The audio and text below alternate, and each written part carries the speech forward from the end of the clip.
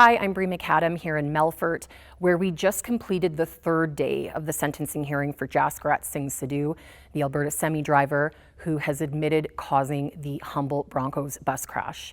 For 3 days, we've been hearing victim impact statements, around 80 of them. It's taken up the bulk of this sentencing hearing, and it's a large part of the sentencing process. The day started off with a victim impact statement from the parents of Dayna Brons. She was the Broncos athletic therapist and often described as the only girl on the bus. Carol Brons talked today about how she might be considered lucky because she actually got to spend 5 days with Dayna before her daughter died from her injuries. But there was a moment where she painfully described walking Dayna down the aisle of their community church, but instead of escorting a bride, they were escorting a casket. Dayna Brons was described as being extremely passionate about her job and known for her hard work ethic amongst teammates, coaches, everybody in the world of athletic therapy. Tyler Bieber was also spoken about today.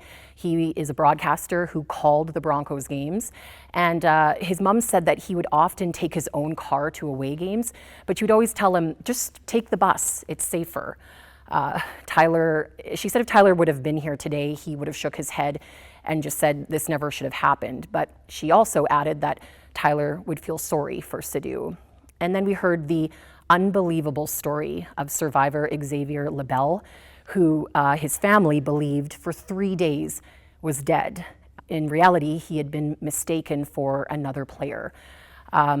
The family described the agony of waiting to hear what had happened to their son, followed by the devastation of having to plan a funeral, and then the overwhelming joy of finding out that he was actually alive. But his family also detailed just how serious his injuries are, life-altering injuries like brain trauma and nerve damage that he will struggle with for the rest of his life. Now, the remainder of the victim impact statements from the survivors were either filed but not read aloud in court, and others chose not to submit one at all. Tomorrow, we are expecting to hear sentencing arguments. They were expected to start today, but the judge had adjourned a bit early just to give people a time to process these last 3 days. In Melfort, I'm Bree McAdam with the Star Phoenix.